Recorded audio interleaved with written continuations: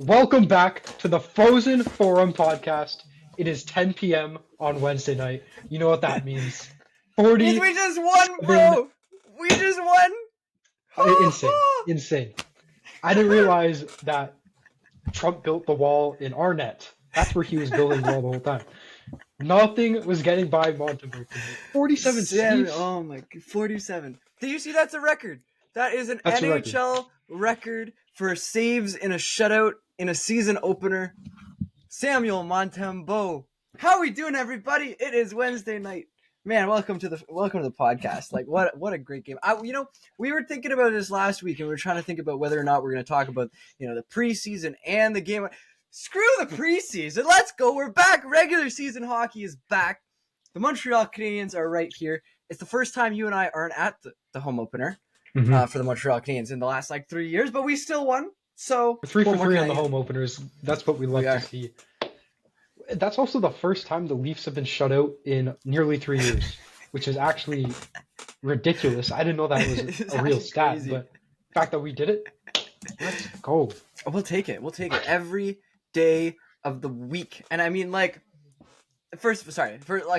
before we get into 3 stars and all that, because Montembeault's obviously the first one here, right? But this guy, the guy that changes his number from 22 to number 13, gets a power play goal. Can you believe it? I mean, that power play, first of all, was still awful. I just because we scored, that doesn't mean I was wrong last week. Okay, we need to fix a few things. But look where he scores from. He scores from the left dot. It's almost like he's supposed to be over. Anyways, man, we win the game.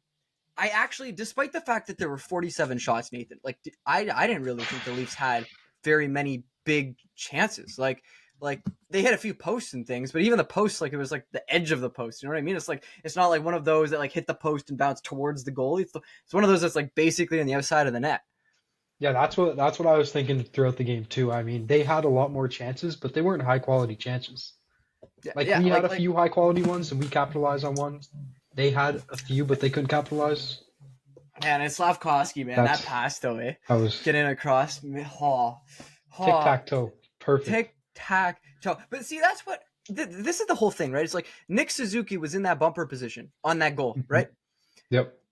What happens when Nick Suzuki is in a dangerous place on the ice in the power play? Somebody has to cover him. The defenseman, instead of having his stick covering the lane for Slavkovsky, he's trying to cover Nick Suzuki. So then there's a lane, right? That's how we make power plays. I don't know about you. Today, I thought the story was the second power play unit. They did not score.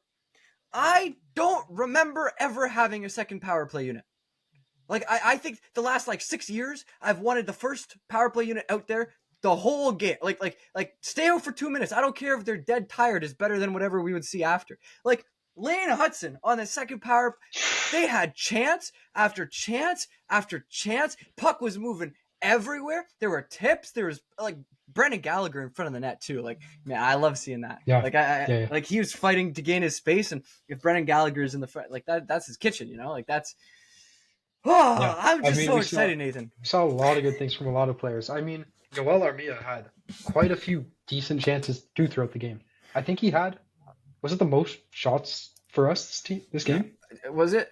Oh, I can check, but he was right up there with Caulfield had 4. Oh, this is yeah. Caulfield had 4. He had 3. He had 3 shots. Okay. Yeah, I thought he did pretty well. I mean, Lane Hudson though, even regardless of the power play, even just regular strength. Bro, you see what he did to JT? Yeah. He was making them look like they were novice players out there, just dangling around everyone. Oh god, walking in behind their net as if it was just an average day for him. What he did on Domi too. I that was one of the big plays too. Is I don't know if you saw that, Domi was just standing right in the middle of the ice. Lane Hudson's way past him by the time Domi even figures out what the fuck just happened. You know what I mean? Such good things. They don't know him. It's the first game, but we do. Habs fans, we know him. You know what Marty St. Louis said before this game? I thought it was so funny. It's coming into this game, we'll talk a little bit about the preseason, right? Because preseason wraps up on Saturday. We played the Ottawa Senators. We didn't play any of our good guys because finally we realized that we don't actually have to play any of the good players in the preseason. We can just let the young guys fight for spots so that nobody gets injured, because who would ever want that, right? And so we play all of these AHL guys, right? We finished the preseason -1 for 30 on the power play, okay? And you might be sitting there going, how do we have -1 goals? Well, because we got freaking scored against in the Ottawa game while we had a power play. They had a shorthanded goal. So we scored 0 and we let in 1 while we were on a power play. This game, we get the power play goal. The rest of it still looked bad. Like I like the other, like we had a 5-on-3 man, and if we cannot score on a 5-on-3, we will not make the playoffs. You know what I mean? We just kept bobbling the puck at the blue line too. Like, it was just little simple things that we gotta fix. Things that don't happen when Lane Hudson is on the ice. Okay, that's all I'm saying. Yeah, that's all I'm saying. Man, God, do you want to walk us through the game, Nathan? Well, yeah. Let's start right before the game even started. I mean, that opening ceremony. What did you think of that? I have my thoughts about it, but what did you think? Man, I got chills. Like, I mean, I remember watching like those opening ceremonies when we went to Montreal, and like in that arena, you feel it. I felt it. I was like walking home. I had my phone up, just watching the open, just because I wanted to see it. And like, you hear the music playing, you hear like Fix You playing in the background as all of the players are coming down the ice. I mean, the standing ovation for Patrick Laine, the guy who's not even playing for the next 3 to 4 months or whatever it is. Like he had a 20-30 second like round of applause for him. I mean, the amount of support that's behind this team right now is outstanding. Yeah, I love it. But my thought on the ceremony, it was good. Like, I like how all the players, when they came out, it felt like they had like an aura to them. Like, all the energy was on them. It just felt different. Like, all the teams have their own opening ceremonies, but I just feel like ours is so much different because the fans are just so much more passionate. Fans are just so in there, man. But as a and there's none of these corporate people, eh? Hey, when you see the Leafs home opener, whenever that happens, sometime this week, like, you'll see it. They'll do this whole home opener thing, and the third bowl is loud, and the music that they're playing is loud, but nothing else is, right? Because you got all these guys in suits who are all like, "Oh, I'm too good for the whatever," you know? Yeah. As a hockey player, though, I wonder if they like that, like, more. It was more subtle music, like, it wasn't like super upbeat, bang bang bang bang, getting you all fired up. I mean, like the Fix You though, right? Like this is. I know that there are some people who don't like the song and don't like the band and whatever, but like to hear the da na na na na na na na na na na na na na na na, you know, like you just get so fired up, and it's just playing and playing. You got these drums, you got the guitars, you got. But I mean, that song was played live by like the orchestra thing they had there, right? Like they had like cellos, they had like all this kind of stuff. Man, I don't know how these players just stand still like on the ice. I'd be like pumped. I was pumped. I wasn't even there. Like that's how it makes you feel, right? That's what it's supposed to do at the beginning of these games. Yeah, it was good. Overall, I'd put it number 2 of the 3 games that we have seen the home opener for. So the 2 we were at last year. You would say number 1 is when Carey Price came out, right? Exactly. That was unreal. It was like a saint walked in the building. I mean, he did, right? Like, yeah, it happened. Yeah. Nah, crazy. So game starts. I mean, we have this great thing. Also, as a side note, Montreal is great at cheering. They are also so freaking good at booing. Like, Oh my goodness, the Leafs get an. It's like, and the opponents of tonight's game boo. Like the whole stadium is up in arms because we cannot allow the Leafs to come on the ice without boos raining down from the chorus. I don't know if you noticed, but Max Pacioretty, former captain of the Montreal Canadiens, outcast of the Montreal Canadiens, was being booed all night. So was Max Domi. Everybody hates him. I can't imagine that doesn't get in your head at some point. No, it has to. I mean, you're the captain of this team for how many years? Was it like 5-6 years? And now you're the enemy. It's the John Tavares story all over again. No, exactly. Yeah. Like no question. Crazy. Yeah. I'm still so pumped. It's like 30 minutes after the game's ended. It's like, Yeah. so great. So great. Okay, so the game starts. Yeah. First period. What like right off the gate, what do you think about it? Okay, I'm gonna let you take this one away because I was having dinner with my family for the first period. I only tuned Perfect. into the second. I was racing up and down the stair. I'm trying to get like my laptop plugged into the TV because we don't actually have Sportsnet. We just have like the Sportsnet Plus or whatever. And so Okay. like had to get it, man. But like no, that first period was ridiculous. First of all, shots after the first were like 17-14, and like this is like night and day difference between preseason and regular season hockey. Like preseason, I don't think there was like a period we got more than like 9 shots, right? Mhm. And like all of a sudden you've got like 17-4. That's 31 shots is like half of what you normally see in a game. That's one period. First of all, end to end hockey, everybody is buzzing. Everybody looks so good. I had like obviously we score, right? Cole Caulfield, beautiful on the power play. You've got Uri Slavkovsky on the right side of the net. Like it's not even at the dot, it's like lower than the dot, and he just passes it right across the net. Cole Caulfield one times it like he does over there, which is why you're supposed to put him there on the power play, and we score. We're up 1-0. It's like the second power play of the game. The first one we didn't do much on. Yeah. But no, actually, you made a comment about Yoel Armia though, and maybe you missed this if you're eating dinner, but like in that first period, Yoel Armia playing on the second line with Kirby Dach and Alex Newhook, he gets this beautiful, beautiful one-timing opportunity on the left hashes, and he fans on the shot. And like at first, I was like, "Oh yeah, it's Yoel Armia, whatever." Right? And then I was like, oh God, if Patrick Laine doesn't get injured, that would have been Patrick Laine, and that's where he scores from. Like that would like automatic, right? Like from that spot, one time, wide open net. Like I mean, perfect cross seam pass, the whole deal. Could have been a goal. Yoel Armia is not Patrick Laine. We're Habs fans. We understand. Yoel Armia is not a Patrick Laine now. Yeah. I do remember tuning into the second period and seeing there was like 30 plus shots already, and I was like, holy shit, this could be like a 50 shot game per team. Yeah. And it was like, I mean, it was so exciting too. Like it's like end to end, and there's chances and there's whatever. Again, I actually think coming out of this game, yes, the shot volume was high. I did not think the actual like chance, like the chances were that good.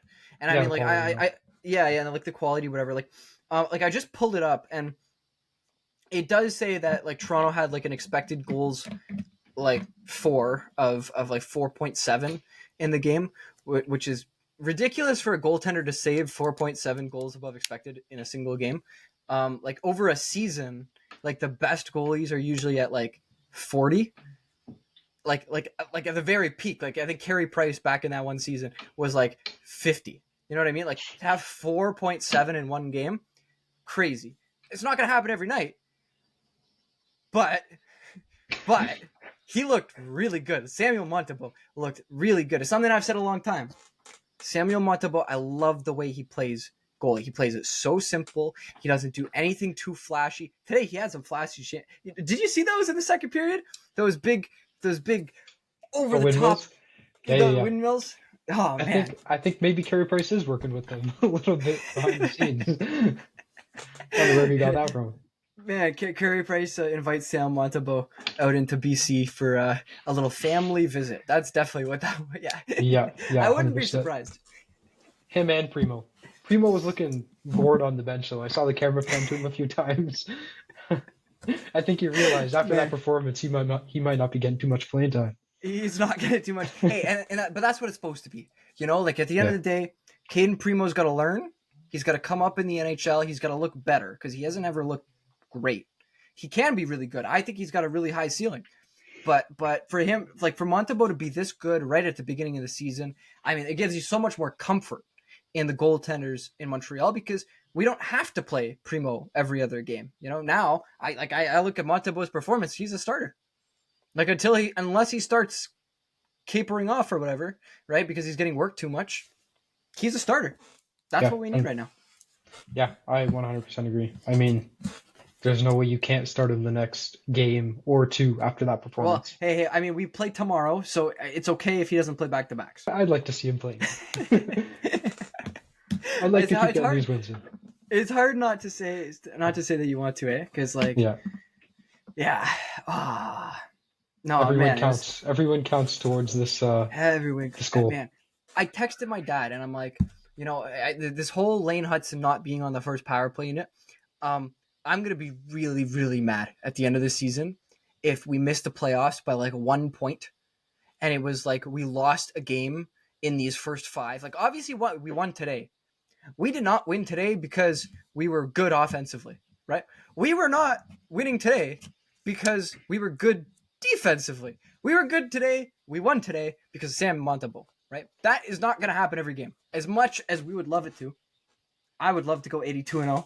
And I mean, why couldn't we? This is really hard, but honestly, the hockey today was even. I thought their offense, obviously Toronto's offense, was a little bit stronger considering the amount of shots they got.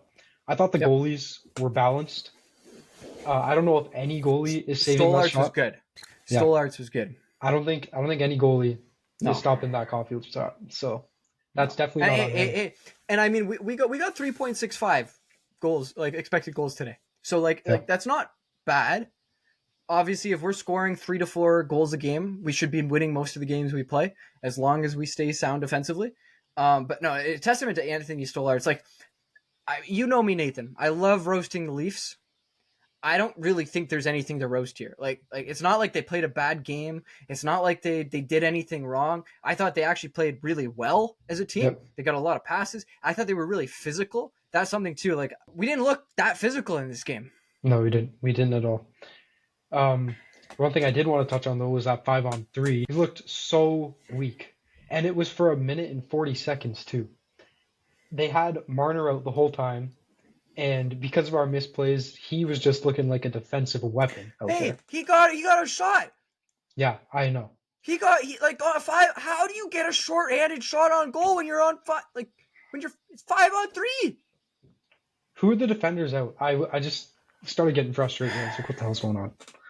I don't even know. Honestly, I probably not. All I know, I started like doing play-by-play, right? Like in my head. And I was like, oh, look, we're doing this. This is stupid. Why is that person there? He shouldn't be there. Oh, like again, goes back to my whole thing about power plays. Is like, you have to have threats everywhere on the ice. And I'm sorry, Cole Caulfield on the right side of the ice is not a threat. Like wherever he gets the puck, he could be right in line where he normally is, but because his stick is on the other side, you've just cut off like half the ice, like half of the angle that he has to shoot. It's not going to happen. They put Slavkovsky on the left side. Same thing. Like what do you think is going to happen when you have a left shot on the left side? Like there's no angle. How are you supposed to score? Also, this whole thing about putting Slavkovsky in the middle of the ice is actually ridiculous. Like they keep putting Kirby Dach out on the wings, but like Buddy's 6'4" and knows how to use 6'4", right? Like we're not talking about some guy who's like too tall for it. This guy's solid. I mean, Kirby Dach had a great game as a side note. Like we're not trying to roast him at all. He looked phenomenal. Newhook looked phenomenal. Newhook almost got a goal. Coming off that which, if that scores, that's one of the most ridiculous goals I've ever seen in the NHL. Do you remember that play? Which one are you talking about? Oh my goodness. Newhook comes up the boards. He like bats the puck out of midair while he's on the board, spins around, and all of a sudden has like wide open ice, right? And it was just like he's dashing up, and then all of a sudden he's like in clear ice. You're like, how did he get there? And Stolarz made a great save. Like both of them look good, but like Kirby, this power play, it's killing me. It's actually killing me. Like, well, the one time they get everyone in the right positions, you saw what happened. We score. I know. So why don't you do that every time? Well, I'm hoping that they take this as a learning experience. We had plenty of power plays, and the one time we do the right thing, we score. So You know what I was afraid of actually was like watching them score the power play goal and then watching the whatever. I was like, Marty St. Louis is going to come out of this game being like, oh look, we got better on the power play. Like he's not going to see it as like a, you know what I mean? Like now. That being said, I do know that Marty is a very competitive coach and is not the kind of guy to go, oh, we're good enough right now. Like he wants to get better. You cannot take this power play goal as like a good sign. Like that has to happen continuously. We were still, what do we have? Like 5 power plays in this game? yeah. So, oh wow, we were 20%. League minimum last year, like what was the league minimum? Like 15? Not that far off. Like we were like 18 last year. Basically the same. We haven't improved. Yeah. You know what I mean? Put some goals up there, but it's not going to happen until we switch. Well, hopefully he recognizes it correctly. You know what? We just got to start tweeting him or the Habs. Maybe. We need to find his personal email. You know what we should do? We'll apply for the position. We'll be like, hey, heard there's an opening as a power play coach on your team now. What would you rather have?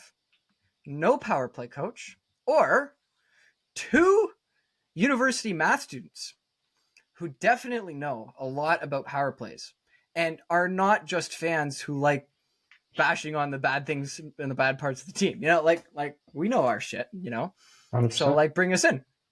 I think we'd be good additions. Stats, we got you. If you want any type of distribution on your power play, we got it. Yeah, here, first stat. Danger levels from different points in the ice. Cole Caulfield from the left side, 100% danger. From the right side, 0% danger. It was just go down. Yeah. I've never seen Cole Caulfield score a goal from the right side of the ice, like on a power play. Nope, and it didn't happen in the preseason either. So, guys trying to fix the clock that isn't broken, Even if it's not Marty St. Louis, if one of the other assistant coaches or someone else within the team or dressing room can just recognize that and have the confidence to speak up, something might change. But until that happens, and you know what? At the end of the day, I like the great thing again that came out of this game is that second power play unit. Like it looked solid. They had passes, they had shots, they had tips, they had screens. Lane Hudson. I'm not, to be honest, I'm not even just talking about Lane Hudson. I'm talking about the whole power play. And it surprised me because you watch Lane in the preseason and he wasn't doing that well at commanding the second unit and getting a bunch of opportunities for people. And so you kind of wonder, is it just the personnel on it, whatever. And we come into this game, it's not like we had any big names. I mean, Brendan Gallagher's there, right? Yoel Armia was playing. I don't think Josh Anderson was. I think it was Newhook and probably Barry Boulet, which he had a really good game as well. And so you look at this power play unit, it's not anything impressive. But the thing that stands out to you is when Lane Hudson moves the way that he moves, things just open up. Mm-hmm. Pun intended, lanes just open up, right? And it's like lane moves around, the lanes open up. Amazing how that happens, right? And it's like that's the difference, I think, too, between the 2 defensemen, Mike Matheson and Lane Hudson. Mike Matheson doesn't open anything up. He just stands at the point. Him standing at the point on that 5-on-3 was just a de-offensive pylon just standing there. What are you doing? Get off the ice and get laid on. It's a good reference. I like the reference. Yeah. Yeah, no, I get what you mean. Every time Lane Hudson had the puck, he wouldn't even dump it in. He would fully just skate into the zone with the puck and not necessarily weave his way around the defenseman, but create enough space that he had time to do something with it. He wasn't firing it. Well, exactly, yeah. Right? And it's and the other thing, he's really good at not trying to force things. I think there were a few times where people in the Bell Center were getting a little on the edge of their seat because they're like, "Oh my God, Lane, just do something," right? Because he's weaving around back and forth, whatever. But it's he understands that there's no point in forcing something. It's let's move around, let's get people moving until something opens up, until the defenders slip up. I've never felt more confident as a Habs fan than when Lane Hudson has the puck. I know nothing bad's gonna happen. Do you know what I mean?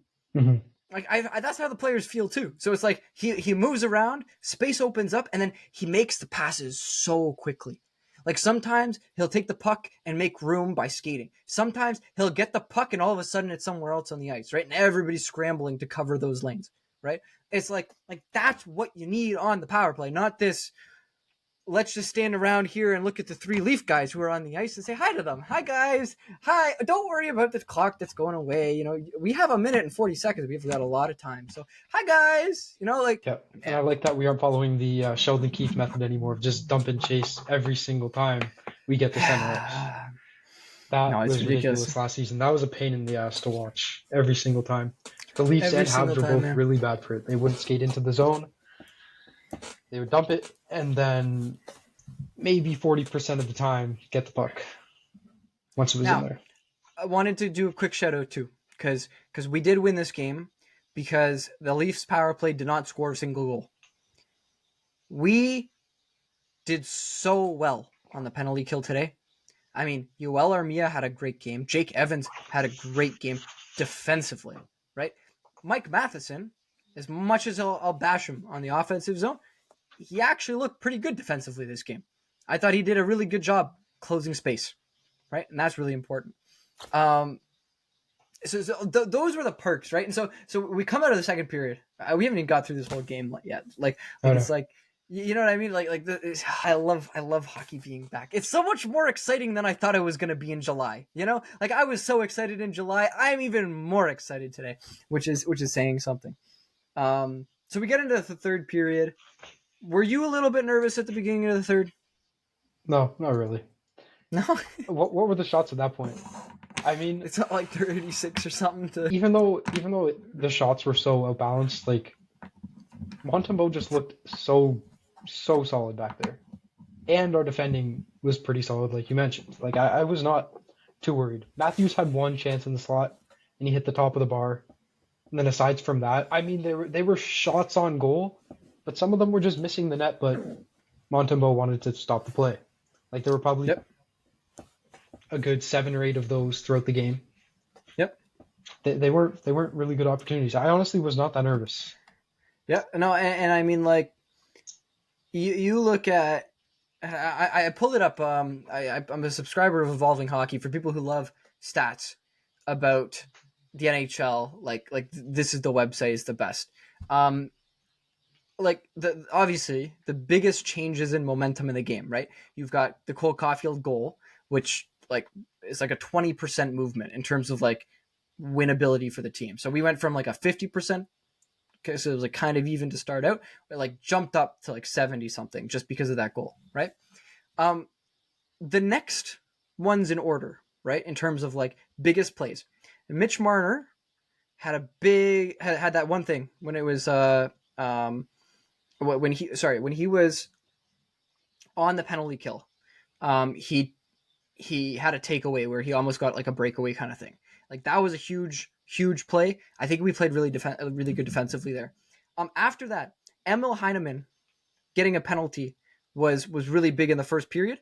Again, that doesn't actually result in anything, right? It's just the fact that he got the penalty. That was a big mover. After that, shot on goal by Brendan Gallagher, shot on goal by Josh Anderson.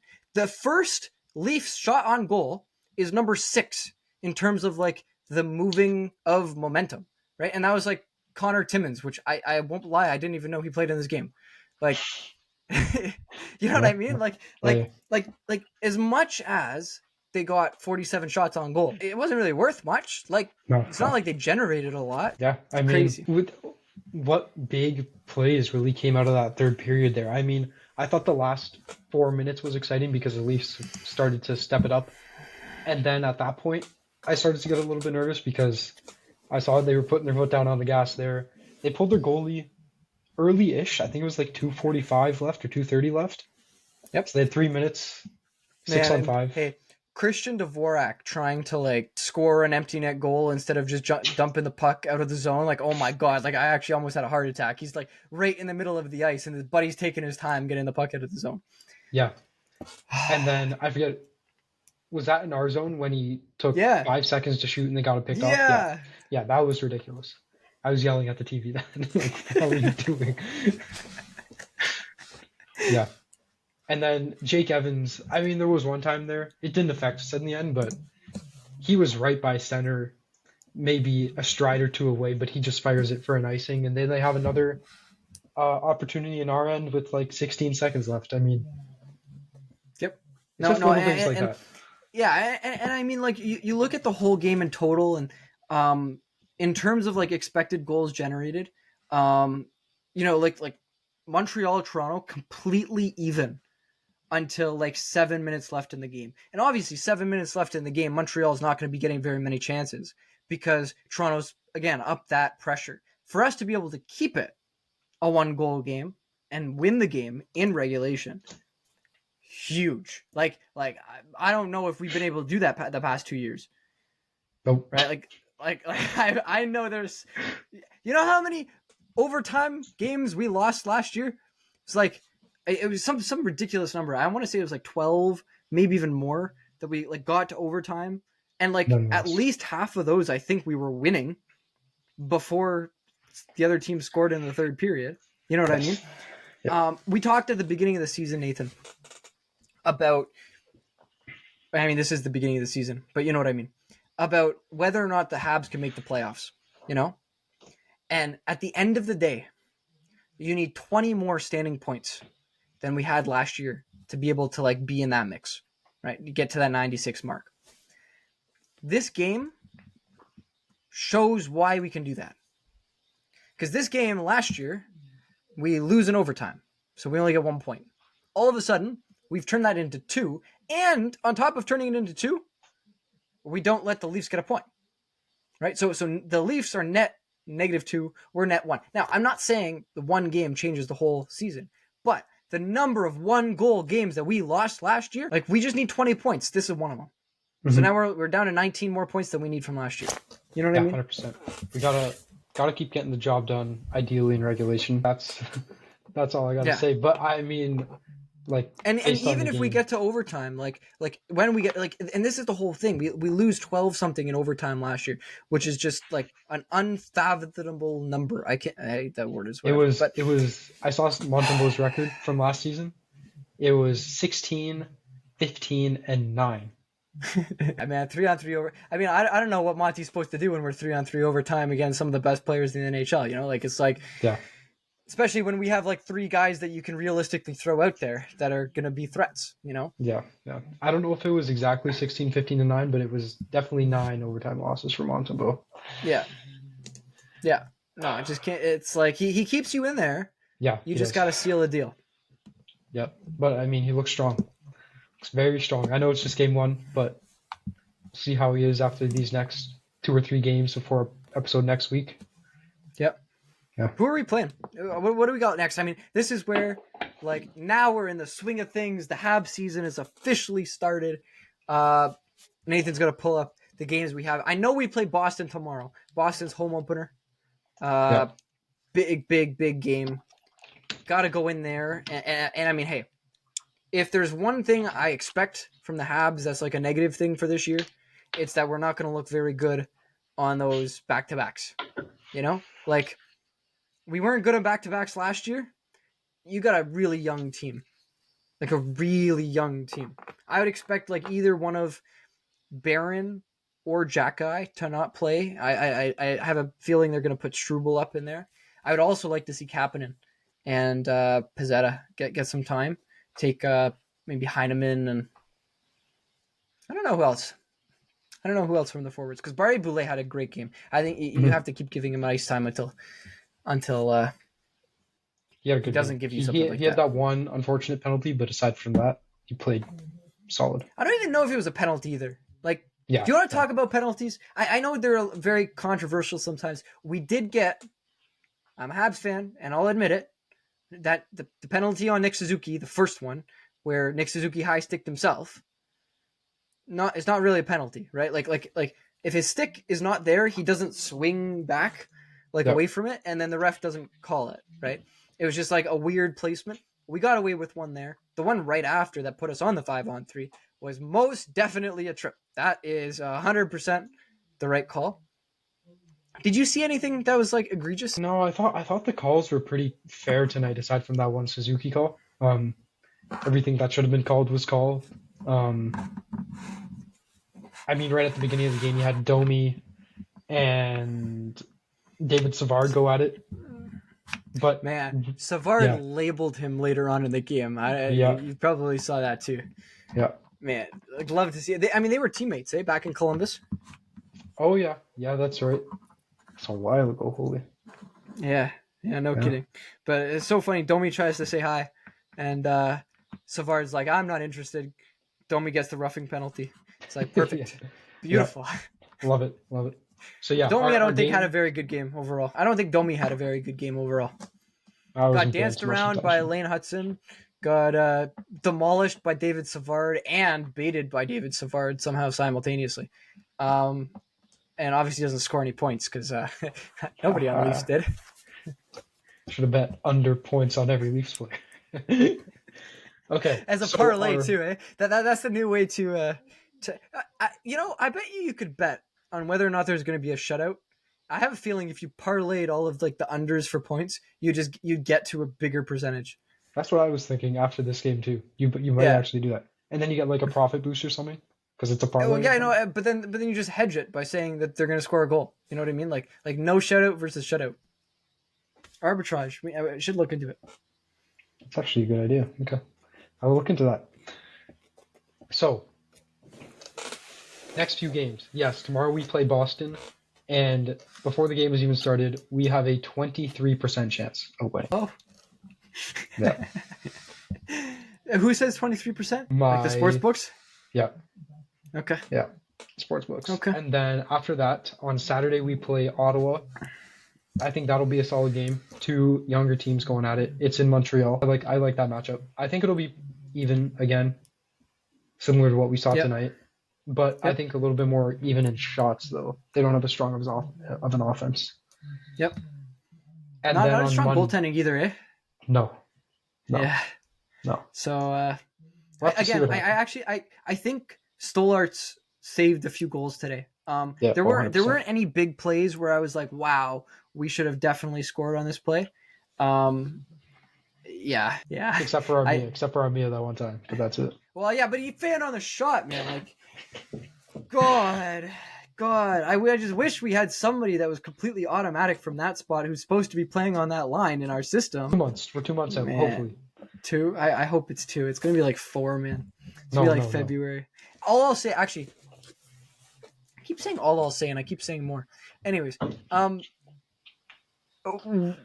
we have not had, like, I don't remember any time that we've had in the last few years a player get injected into the lineup in like February. Like usually the way it works with this team is, especially in the last 2 seasons, has been like we start off okay around 500 pace, whatever. And then by the middle of February, we're completely out of gas, right? And then towards the end of the season, we start to pick it up again because of all of the young players are starting to put it together and all that kind of stuff, right? Slavkovsky, by the way, looks exactly like he did at the end of last season. He looks nothing like the guy who started the season last year, which is fantastic. Yeah, the next Jaromir Jagr. That I keep saying it, but that's what you're gonna see from him. But like this year, we got an injection coming for sure. Not even a trade, not like a trade deadline move. Patrick Laine is going to get injected into this lineup, and like if we can get around like a 500 points percentage, and then get him in the lineup, phenomenal. That'd be I ideal. like the chances. Honestly, though, okay. Here's what I was thinking though.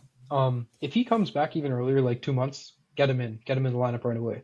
But if it's going to be like February, March, and we are looking at a playoff spot, and we're confident we are going to be in a playoff spot, we could just go for the Tampa Bay salary cap strat and just inject him back in. Oh, he's still injured. Yeah. Oh, sorry, he can't put weight on his knee yet. Yeah, the thing is, I don't think we're good enough to be at that spot. Yeah. That's fair. Yeah. Those were a lot of assumptions. I wish we were. And I mean, it could happen. Like, look, I don't think our first line played that well this game in like your 5-on-5 hockey. I thought they did a really bad job actually, like getting into the zone and getting possession. There's so many times where they're making a pass, they get barely in the zone, all of a sudden the puck is coming back the other way. Our second line did a really good job, right? And like that's the whole thing is like when the Suzuki line is going up against the best lines in the NHL, you're going to get Kirby Dach, who very well could be by the middle of the season considered a first line player, right? You're going to get him playing against second lines. And like that's where we find our edge as a team. When that starts to happen, then other teams are going to start to switch up who they're playing against those lines, and then Suzuki and Caulfield and Slavkovsky can get more of a chance. So like that's something too that we want. We want 2 first lines, not just one. Absolutely, and Patrick Laine is the key part that we need for that to happen. Yeah. So until that point, we got to figure it out. Oh, yeah. We have the 2 games. Any other game next week before Wednesday? Yes. So tomorrow's in Boston. Then we have 2 more home games before our next podcast. We play the Senators, and then we play the Penguins. Penguins at home, eh? Penguins at home. Bringing Sidney Crosby back.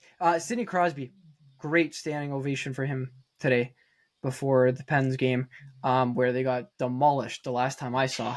Yeah, it was like 4-0. Yeah, I saw 4-0. Did it change since then? I don't know. Let's see. New York Rangers, yeah, Pittsburgh. What is it? This is. Oh my God! It was 6-0 final. Jesus. Man, tell me why this week isn't the first week of our fantasy league. Man, I mean, I have Igor and Montembeault on my team. 2 shutouts, 1 game, been like 40-something points. Actually, more than that. Monty probably got like 30. Like he's gonna be first in the league in points after today. Yeah, 100%. 6-0 though. That is insane. Who got their goals? I bet you it's Mr. Breadman. Kreider got one. I know that Kreider got one. Yeah, let's check out the rest of the NHL because the rest of the NHL is playing. Today, the Edmonton Oilers start their season as well. That's a team that, like, if they don't start out well, I don't know what's going to happen. I mean, that's not true. Last season, they started off with, what, a 30% win percentage over 20 very games? Very badly, but you just can't do that. I mean, the Edmonton Oilers are, like, considered the best team in hockey this year. Like, coming into this season, best team in hockey. Like, if they don't start off well, I'd fire the coach. Which is, like, crazy coming off of, like, a Stanley Cup final, like, Game 7 appearance. But, like, got to do what you got to do, man. You know? Mm-hmm. If that happens, yeah, I agree. But I just don't see a world of that happening. I don't either. Just as we're talking, the Jets just scored, and it's 1-0. Jets. There you go. It's 1-0 Canucks 2 in that game. The Canucks coming off, obviously, they were first in the Pacific last year, right? Yep. So we'll see if they can.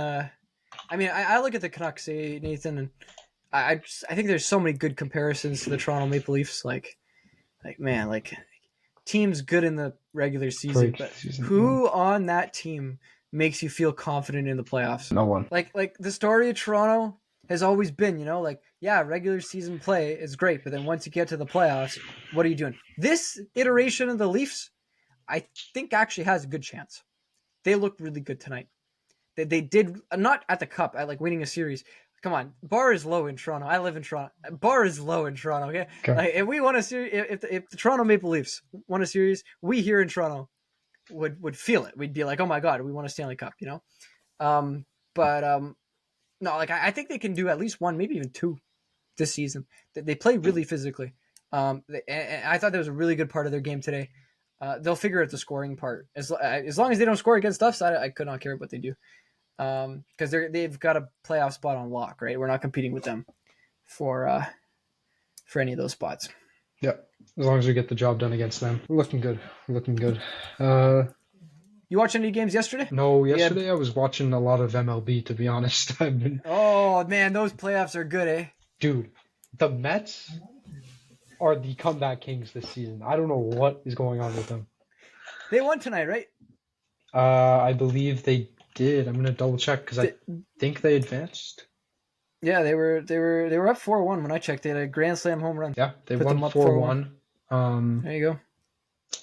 2-0 Canucks, man, live. I love when things happen live. Who's scoring for the Canucks? Daniel Sprong and Brock Besser. Nice. Okay. two different lines here working. Yep.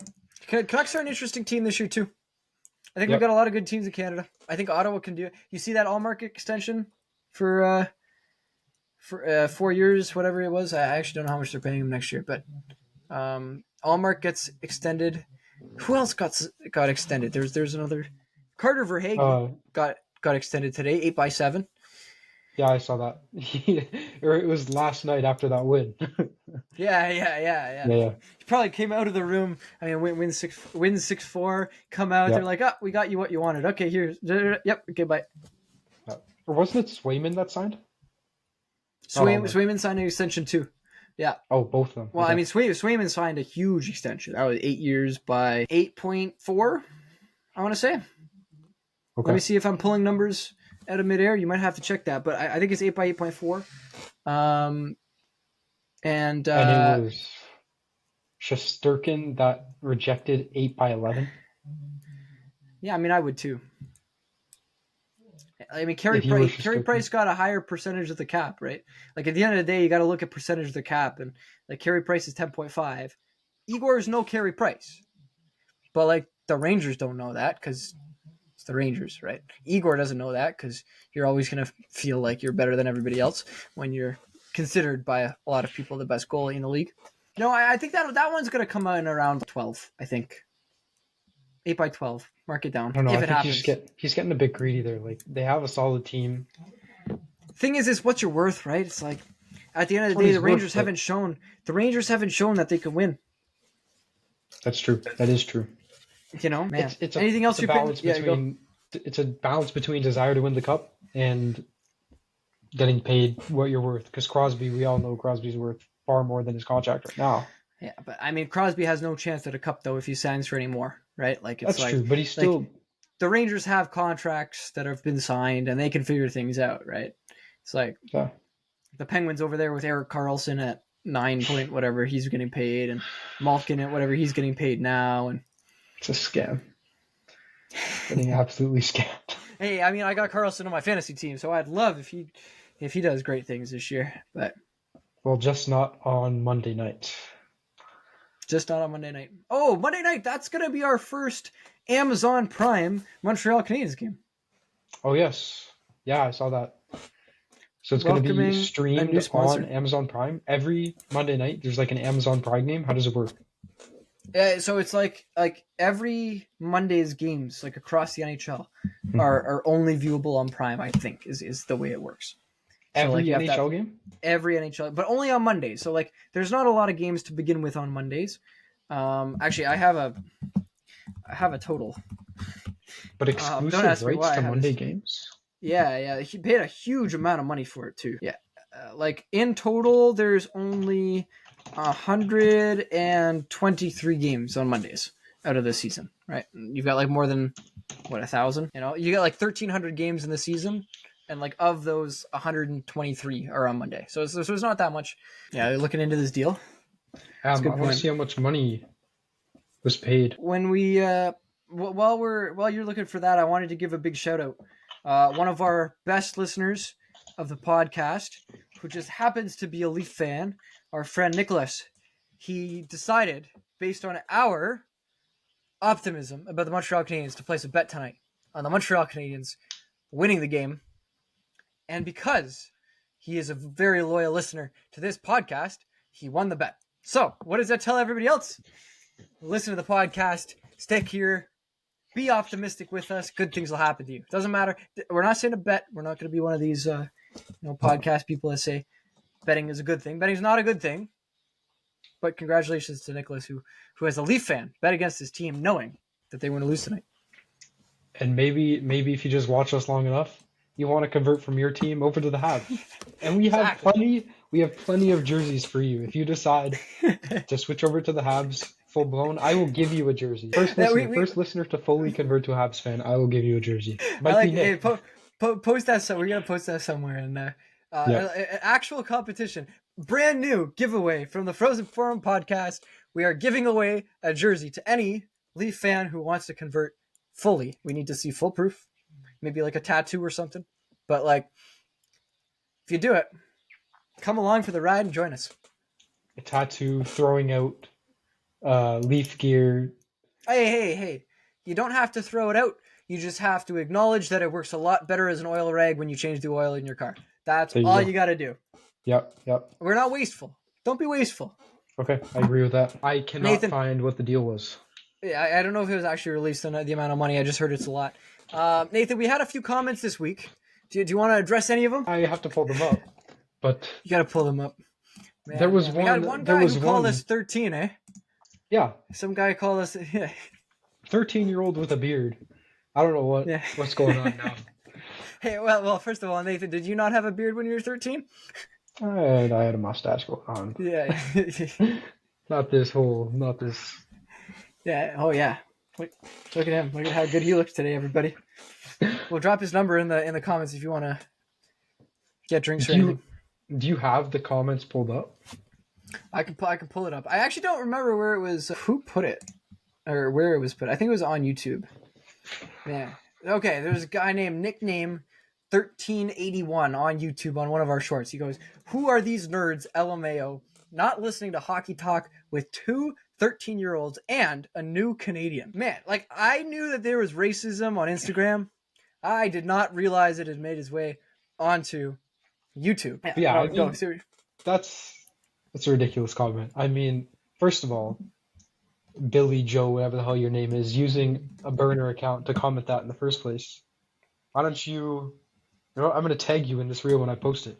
How about you comment with your real account, and don't be afraid to show who you are, because I mean, it might if get you do that, fired, right? So like, you. yeah, no, and I might get you fired because like using a burner account that you can't be saying things that you're trying to say. But we're not going to be one of the people who are going to say, And new Canadian. I don't know if I sound like a new Canadian to you, but I'm not. Just putting it out there. I am not a new Canadian. Born and raised in the heart of Niagara. Oh yeah, what other guy. We had there were actually, aside from that, there were a lot of We got some good ones. I mean, somebody commented between David Reinbacher and Philip Meshar. I don't know which player on the team has the biggest leeway. A lot of people believe that Meshar, as the first round pick at 26 overall, is already a bust, and he goes on to talk about how David Reinbacher, is going to be compared to Matvei Michkov. At the end of the day, I agree with him, right? Like we've got a good number of prospects who we took maybe a little bit too high in the draft, or maybe don't look as good as we want them to look right now, who are getting a lot of leeway. But this is what happens, right? When you are building a team from the ground up and going into a rebuild, the reason why we were getting 12, 13 picks in each of the last few drafts was because not all of them are going to turn out how you think. Now, retrospectively, it's very easy to say Meshar was a bust, and David Reinbacher, we should have taken Michkov because he looks great. He's starting the season Friday, I believe, with the Philadelphia Flyers. But going back to when they drafted him, it was probably still the right pick. It's who you needed in the system. David Reinbacher still looks like a guy who has a pretty high ceiling.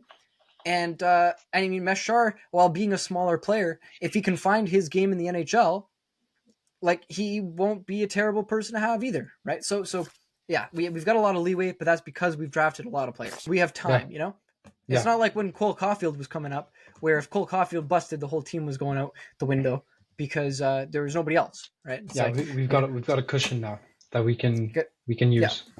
Yeah. And hey, we send down Joshua Waugh. I wanted to talk to you about this too. We send down Joshua Waugh, Logan Mailloux. Who else? We sent one other guy down to the AHL, right? What do you? First of all, do you think that was deserved from Waugh's perspective?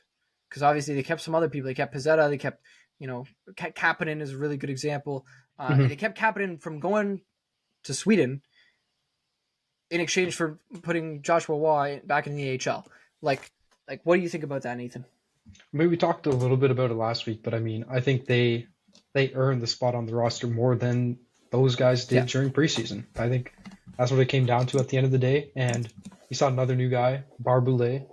He played very well in the preseason, and he played very well tonight. All three of those players earned their spots. Yep. No, exactly. We got a few comments on those TikToks about our Ovechkin records. People are saying that about Wayne Gretzky's record, saying that Ovechkin is going to break some of them. I mean, like, sure, breaking a goal record is cool and all, but I mean, he's going to do it in like 100 more games or whatever it's going to be, and he might not even do it. Like people think it's a given that he's going to score. What is it? He needs 60 more or something like that to get up there. Like 60 is a lot of goals, especially when you're 39 years old. And last season he had what, like 25? 28, I think.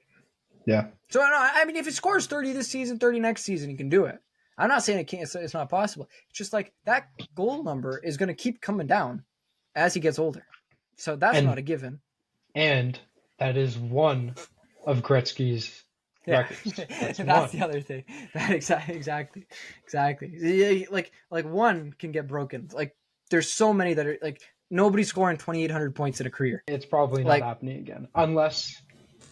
Not even unless like it's near like that's 14 seasons at 200 points. You know what I mean? And like think of an NHL career right now for most of the best guys in the game, like Sidney Crosby, whatever, playing from like 18 to 22 or to 40. So like 22 years, right? Maybe 21, 22 years. It's like at the beginning, you're not going to be scoring that much. At the end, you're not going to be scoring that much. So it's really like averaging 160 goals. Yeah. You would need. Or points a season. You would need someone who can play in the league as long as Crosby has, who can consistently put up as many points as McDavid did last year. Yeah, the year before. Yeah. Which, as hockey continues to grow and expand, I mean, I think it was this week or last week, the Kenyan national team, I'm not saying they're going to do anything right away, but it's expanding to Africa now. Hockey's expanding to Africa. They're recognized by the IIHF. Wayne Gretzky's records for the foreseeable future are not being touched. But that's not to say within the next 100 years that somebody could break it. I mean, by the time they get broken, the net's going to be like a foot wider because there's not enough goals getting scored. You know, it's like, and then there's going to be a whole other reason as to why the records are getting broken if they get broken in the first place. Sure. Anything else you wanted to say in this version of the podcast, Nathan? We talked about the game. We're both super excited about it. Yeah. Next week, I don't know how we're going to do it. We're going to have to talk about 3 whole games that happened. Yep. And everybody should stay tuned because at some point in time in the near future, we are going to be having a bonus episode for people with guests on the podcast to hear their thoughts about the greatest team in hockey, les Canadiens de Montréal. Yes. It'll be... Anything else, Nathan? Nothing else from this week. Nothing else. We just had the one game. I think we covered everything we needed to. Cool. Yeah. All right, everyone.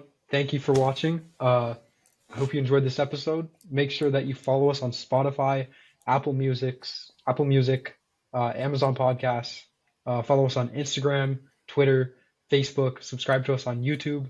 Like the video. Leave a comment. Hit the bell notification.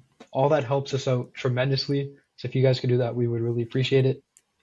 And yeah, we'll catch you next week. We're at the Frozen Forum podcast. Thank you guys for watching. Have a wonderful rest of your days or nights or weeks or whatever it is that you're watching us today. So thank you. Au revoir et bonsoir.